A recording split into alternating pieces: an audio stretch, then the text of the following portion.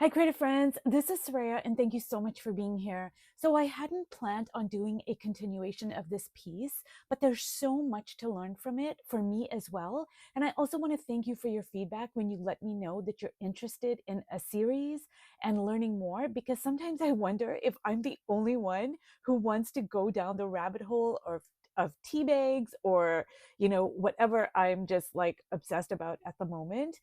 Now I'm going to get my viewfinder out and I'm just going to take a look at what is going on here. And, I'm still loving this whole area over here.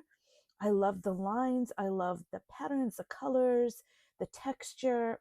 I'm just really just so enthralled with this whole piece right here. Now, another thing I really am loving is this black and white graphic part over here. And I got my inspiration for it from the assemblage that I did. And I will put links in the description below when I talk about how I use assemblages to give me inspiration for my color palette, for textures, etc., etc. And it's such a great tool to strengthen not only our color muscles, but that's primarily what I use it for, but also just to give us, like, this spark of, oh, I really love this, white against black, I really love this black against white, just to give us that, like, that kind of creative push. And it's not about replicating things exactly, but it's just about, taking the seed and the idea and then making it our own. And one of the things, so I'm going to bring this up closer here. So I applied the tea bag over here. And as you can see, it is completely translucent. So once it's dried, you can see the previous layers.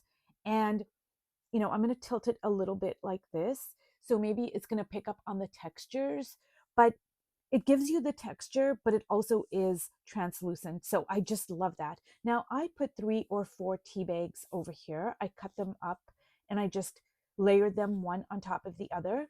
And this way you can get opaque textures or you can get translucent textures.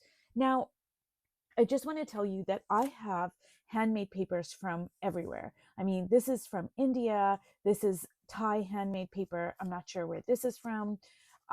This is from India or Nepal. This is made in Italy.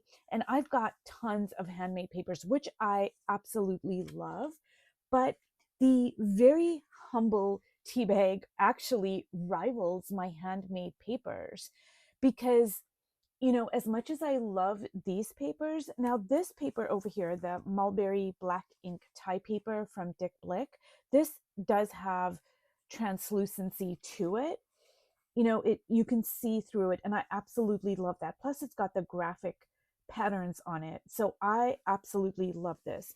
Now, as much as I love, say, a paper like this, or, any of these papers. I love all of them. And they have a purpose as well, because, when I'm layering on my children's cardboard books that I'm turning into art journals, I use papers like this and my dictionary pages, etc., etc. But the tea bag is different in, it has different qualities to it that I'm really loving. Um, like I mentioned, it's translucent, but you can also make it opaque.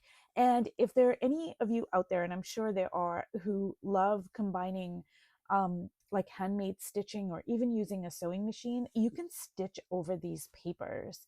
And I'm not really inclined that way. I have tried some stitching on papers before and I do like it, but I'm not terribly um, you know, gifted in that capacity. But, another thing that this would be great for is to add them to our journals, whether it's our junk journals or art journals, or even like our any kind of substrate, really. And then, put them on here like so, and then stitch over top of it. Like, I mean, that is just amazing.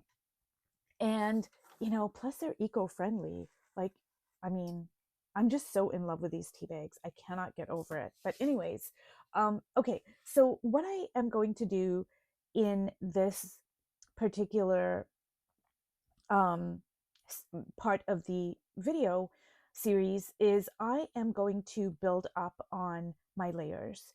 And I'm just so loving the abstract quality of it. And when I started off with this piece, I was not liking it at all. Like, I still like parts of it. Like, I think I only liked this particular part, but it just, the colors were not working for me. But now I'm really loving a lot of it. This circle over here is a bit too distracting, so I think I need to kind of break it up a little bit. um it's just it's just kind of like, I need to add some dimension to it, and I think I'm just going to bring some of the blues there, and maybe like lighten up the blue a little bit, just to give it some, I guess, dimension, because it's looking too, it's too distracting. It's like this big black circle right in the middle of the painting, and I'm not really digging it. So I'm just gonna kind of like lighten it up a little bit here, and maybe, maybe try to kind of soften it up a little bit.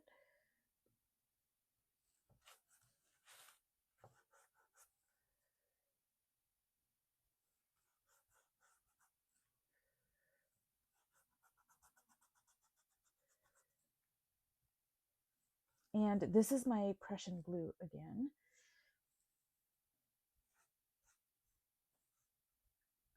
And I think I'm gonna kind of soften some of this as well.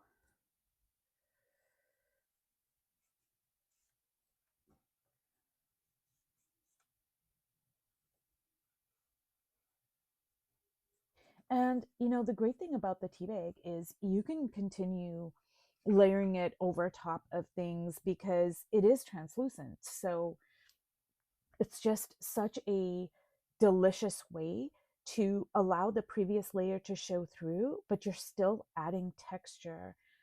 And I'm just like so enthralled with this whole situation. So what I'm going to do here is I think I am going to, I don't know. So I have my yellow, and I think what I'm going to do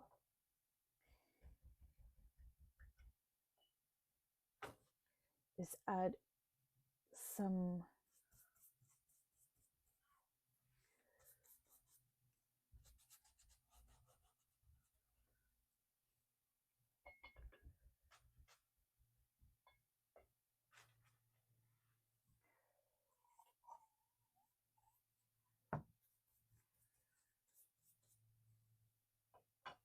I just want to lighten up this area a little bit, and also just experiment and see like how the tea bag, like when I layered them, how it takes to the paint, and it really just takes to it so beautifully. I'm not sure if the camera is picking up on the texture. It's,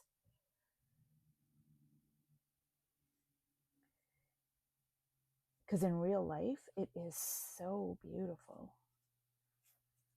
Like, I'm gonna try to tilt it and bring it up closer, and maybe if I tilt it like so, you can kind of see it a little bit better.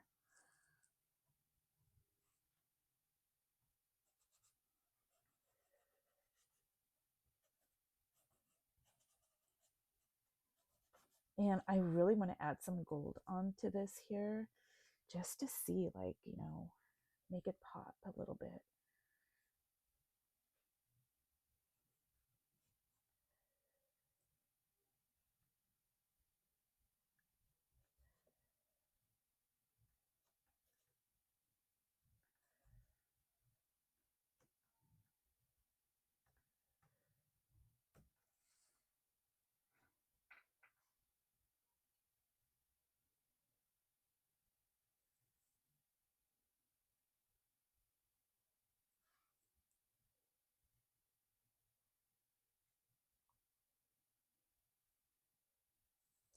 And maybe just like mimic some of these lines over here.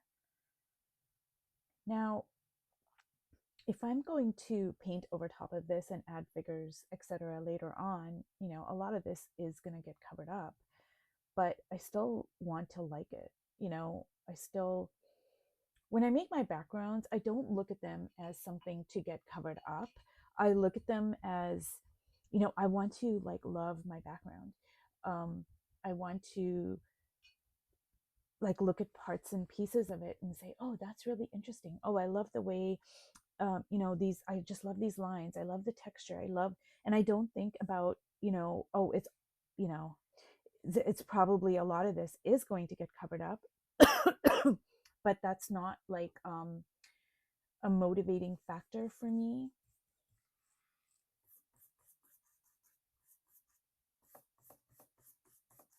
So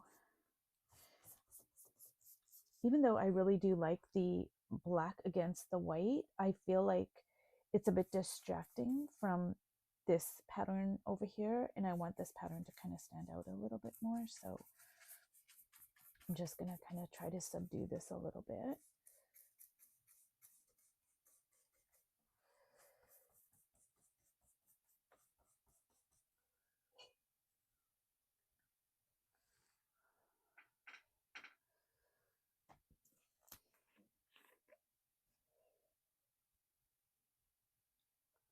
So now I'm going to try to add some gold. And I love the juxtaposition of the very humble, earthy tea bag with just, this like pop of decadent gold. I just love that. I mean, just the contrast. I love it.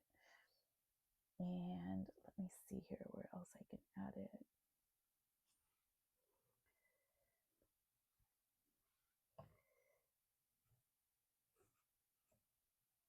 And I think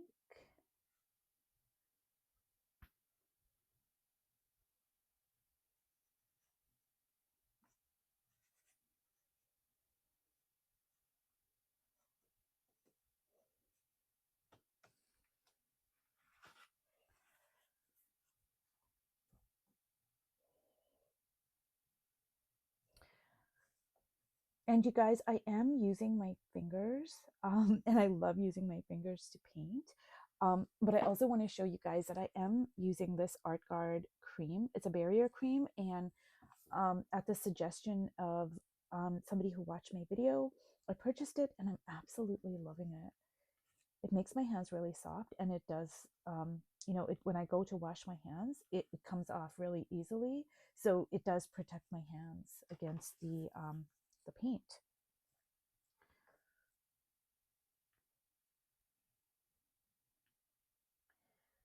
And kind of add some of this over here.